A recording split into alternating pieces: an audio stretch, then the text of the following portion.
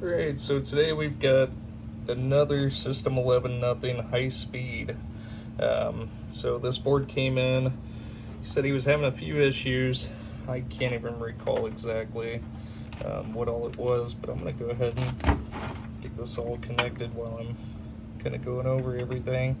So first of all, like we always do on all these boards, is we went ahead and re-socketed everything that was already socketed. So the 6802, which is the main CPU, 6802 here for the sound section, both of the sound ROMs, and then also both of the game ROMs. Customer had sent in NVRAM, so we went ahead and pulled the original RAM and socketed the NVRAM there. As you can see here, if we can kind of zoom in a little bit, we had some trace repair that we had done here for the display section. So whenever I got this board, there was a remote battery holder that was soldered to the battery terminals here, but there was also a jumper wire coming off of this PIA up to the resistor pack, and so we went ahead, pulled that off, and repaired the traces there.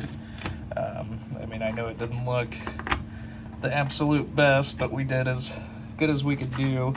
And actually, I'm going to edit this and come back in because I've got a broken wire on my display header because, or my display connector, because I pulled it on and off so damn many times with those IDC connectors. But went ahead and replaced the power input header, replaced the three power input filter capacitors, the two here in the sound section, which are the radial caps, and then also the two 10 UF axial capacitors here as well that are in the sound section. Replaced the 22 UF here in the reset section. And we were having an issue over here in the special solenoids. So let's see, what is it? I'm not even sure exactly what solenoid this controls here, but Q77 was bad, so that got replaced. And then also Q69, both the TIP and the pre-driver. Not only that, but we also had, at some point, somebody had replaced the resistors here, and the 68 ohm was the incorrect wattage. So I went ahead and replaced just all three resistors just to be safe, make sure we had the correct values, and then also the 68 ohm to make sure that we had the correct wattage. The issue had actually backfired back into the 7402, which was also bad, so that's been replaced and socketed there. And then on the back side of the board, with this first revision of the System 11 MPU, there are Zener diodes that are attached to the switch inputs. Sorry, and one of those Zener diodes was actually open, so it was not allowing the 7407 to output to ever go high to the 7402.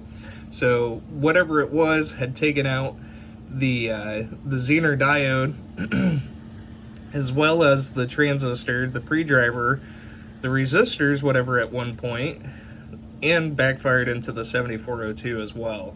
So I did pull the 7407 to confirm that that is good. We have that now into a socket, and it's all working correctly here. So, and then also down here, we had an issue with column 4, which was in return a bad 2N3904 on the board here. So that's been replaced, and all is now working. So I'm going to go ahead and get a new header put onto my display cable so I can go ahead and show this fully working. So we'll be right back. So we've got the display header fixed somewhat. I'm going to end up repinning all of them. I don't like the IDC connectors. I think they're just terrible. They're easier to basically run the wire a little bit further up, press it into it, versus repinning the whole entire connector. But as far as like an overall connector itself, I don't really care for them. I know a lot of people would disagree, but it is what it is. But anyways, I got my background sound connected to the board here as well. That way we could just fully test it since I have one. So we'll go ahead and get it booted up. And why did I not hear the tink? It doesn't matter. Oh, actually, no. It doesn't matter. I lied. Alright, there's the tink. Alright, so we are fully booting. High score to date. Got the lamp matrix dancing here, and 0 coils locked on, which is amazing. I think it was special solenoid 3. Let's see. Q69. No, I'm off. It was solenoid 4. Special solenoid 4 that was constantly giving me grief there. But anyways, we will go into test. Music test going there. And next is going to be displays, which we were having issues with there.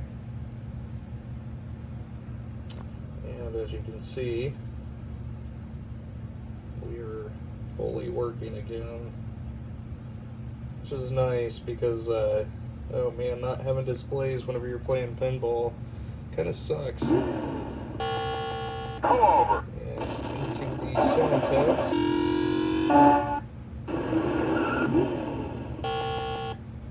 And we've got all lamps into single lamps. Let's just fly through these here. And I always forget to do this whenever I'm testing it. But anyway, System 11 nothing didn't tie the ground header for these solenoids. They did not tie that to the ground on the board. So the solenoids solely rely off of the ground connection that plugs into the MPU there. So advance into solenoid test. And with the 11 nothing boards, Williams did not multiplex the coils either, so it's just the standard 16 coils, no AC select or anything like that. And then moving into the special solenoids, which as you just saw there, solenoid 20 is now working correctly.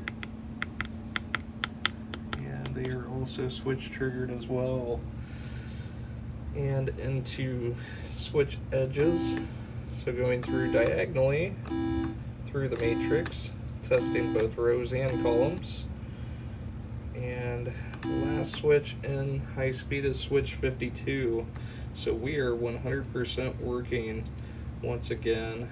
And let's see if I can remember, I think it's 20. Nope, we're in audits. We need to go into adjustments.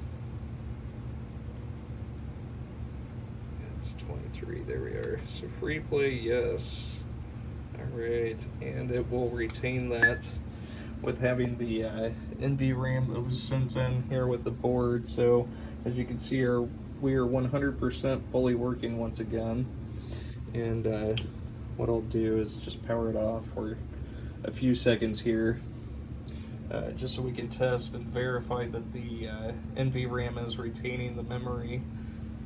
So if you give it about 30 seconds or so, the memory should be gone completely, given there is no battery on the board. But obviously with having the NVRAM, it's going to retain it there. So go ahead and power back up. And I can't recall if it shows that it's in free play or not. I believe it does say, so we'll just wait a second. If not, I'll go into the audits again.